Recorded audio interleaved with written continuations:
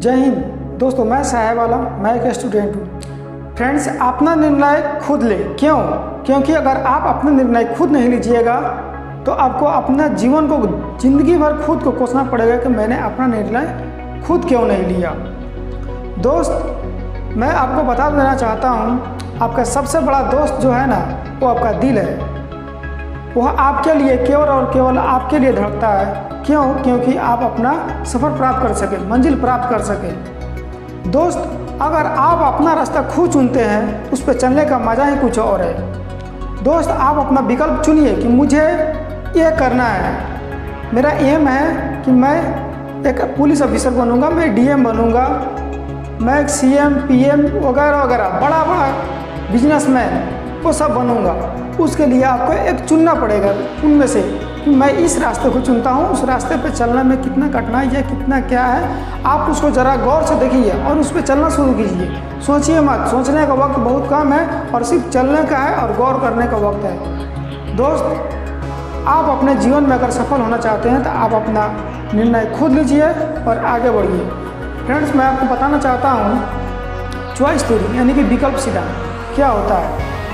दोस्त, सिद्धांत तो काफ़ी सारे हैं पर हमें सिर्फ दो ही के बारे में सोचना होता है। पहला, हम सिर्फ एक ही शख्स के बर्ताव को काबू कर सकते हैं, वह है खुद का, और दूसरा जो हम सचमुच औरों को दे सकते हैं, वह है जानकारी। तो चलो मैं आपको थोड़ी सी देता हूँ। दोस्त, अगर हम किसी चीज़ पे बर्ताव कर सकते हैं तो वह है खुद का।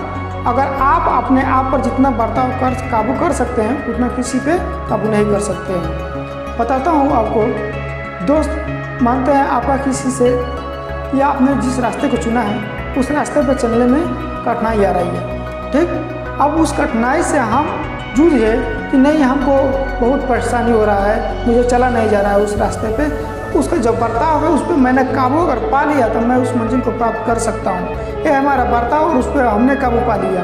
अगर हमारे ही स्थान पे अगर दूसरा इंसान रहता तो वो अगर वो काबू नहीं पा सकता तो वो तो पीछे चला गया, वो उस मंजिल को प्राप्त नहीं कर सकता।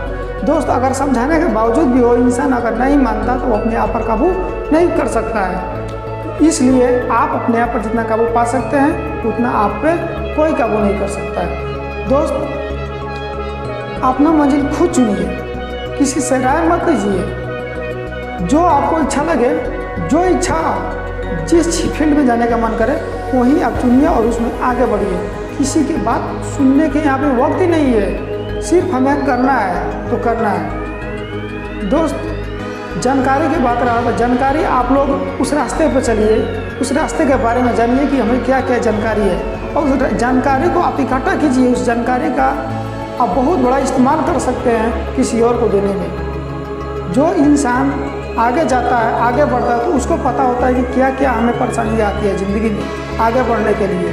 वही सब है जानकारी। अगर आप अपना जानकारी खुद इकट्ठा नहीं कीजिएगा तो आपको जानकारी कोई देने वाला नहीं है। जानकारी देता है, अगर आप उस जानकारी पे चलते हैं, हो सके आप विफल हो जाए उस रास्ते पे तो ज़िंदगी भर उसको कोसिएगा कि उसने मेरे गलत रास्ता बता दिया।